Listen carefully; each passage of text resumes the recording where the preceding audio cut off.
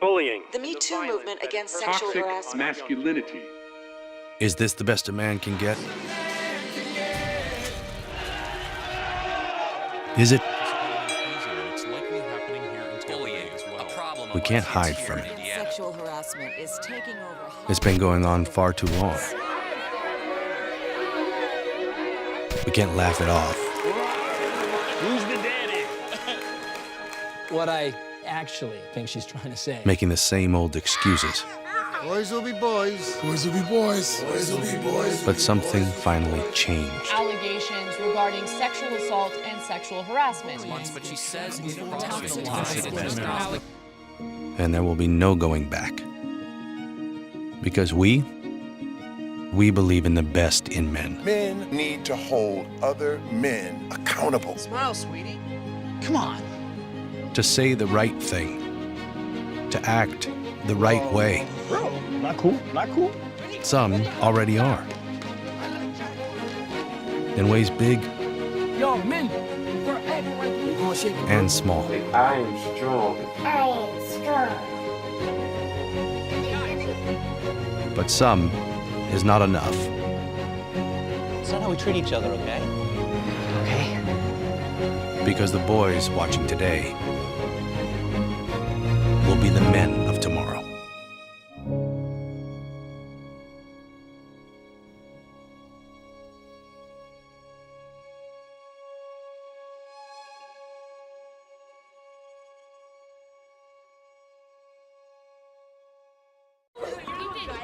When you begin to interview them at 12 or 13, they tell you about a lot of love that they have for their friendships. They talk about wanting that kind of intimacy with other boys.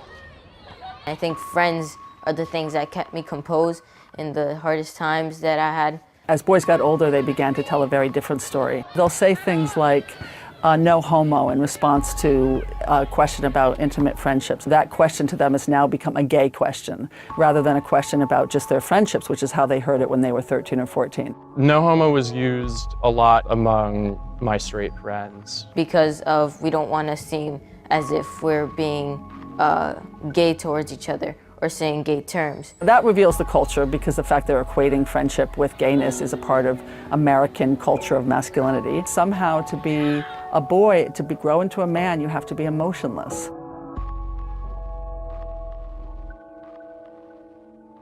There's a growing but silent epidemic affecting middle-aged adults that has debilitating mental and physical effects. And that's emotional isolation. And those effects are being felt by men most of all. According to some experts, the trend begins in junior high. I've been studying social emotional development for about almost 30 years, interviewing boys about their relationships, their friendships, the kinds of things that are important to them. As a developmentalist, I follow them over time. Middle adolescence, early middle adolescence, they tell you about a lot of love that they have for their friendships. They're very, very clear about their desire for emotionally intimate male friendships. A best friend for me is usually someone that I can talk to, be relaxed with, chill, but I would also like a best friend to be communicative. Like, we also have to tell each other and be honest with each other on what we think of ourselves, or like any topic, you know? We had a very close relationship, me and my friends.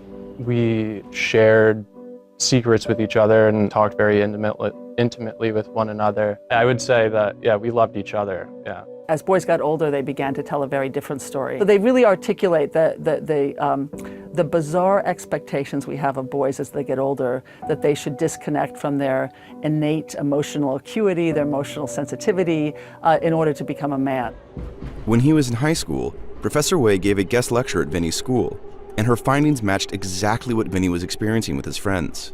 Not only did our conversation start to change, we hung out and didn't really talk all that much. I spent a lot of time alone, or when I was with my friend, it still kind of felt like being alone. But there was a time where I was completely isolated. Isolation is devastating for everybody. There's stunning findings that isolation is a huge predictor of all sorts of health problems. Smoking, more than a pack of cigarettes a day is equivalent in terms of what it does to your health. And that isolation is growing in men. In 2000, 20% of Americans reported feeling lonely. In 2010, that rate had grown to 37% for men. the stereotype of being a man. He's supposed to be stronger than everyone. He's supposed to like be the best. I was being told a lot to start growing up, becoming a man, a mature individual who's a male shouldn't show their emotion. That's like a sort of like a stereotype that you're supposed to like not share feelings. You're supposed to show strength. You're supposed to show intellectual knowledge that is greater than any other. Boys have like a sort of competition with each other. The pressure to act a certain way can be hard at times, and to feel like you're maybe not doing things right, or you're never going to be a real man or a man's man. Being a teenager, you're like supposed to, you keep your feelings to yourself, and it kind of causes like a lot of sadness, depression. The culture has created the problem, right? The culture of hypermasculinity that we've created, we as people living in this culture have created. We've taken basic human capacities, which is to think and to feel, and we've given them a gender. And we've made thinking into a masculine thing and feeling into a feminine thing, which doesn't make any sense because all humans think and feel, right? But we've gendered them, and we've reinforced that gender. We're told to live a kind of incomplete human experience where we're only thinking or we're only feeling. They're disconnecting from a core part of their humanity. We're born human, and we're born with the capacity and the need to connect to others and to have community and have positive relationships. And then we raise boys in American culture to disconnect from that need, to pretend they don't have it, to pretend they're not emotional, to basically fake it, to fake that they're not fully human. I think the boys tell us the story. They tell us the entire story of what happens. They begin to enter into a culture that asks them to disconnect from the very things they need the most to thrive.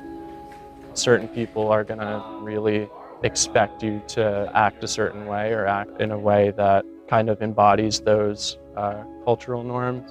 I sort of came to this realization that you don't necessarily have to play by those rules. What's important is how we define ourselves as men and what manhood means in America. We need to do everything we can in schools, in workplaces, in the neighborhood, every moment of life, from the first day of life to the end of life. We need to be nurturing those capacities and nurturing those relationships. Really listen to yourself and listen to what you're feeling and talk about how you're feeling with your family or with your friends. I want to just say that it's never too late to open up to anyone, no matter what your age is. If we get back to listening to 13 and 14-year-old boys, they offer us the solution. They reveal that we are human, and boys are human, and they have the enormous capacity to be connected to their feelings.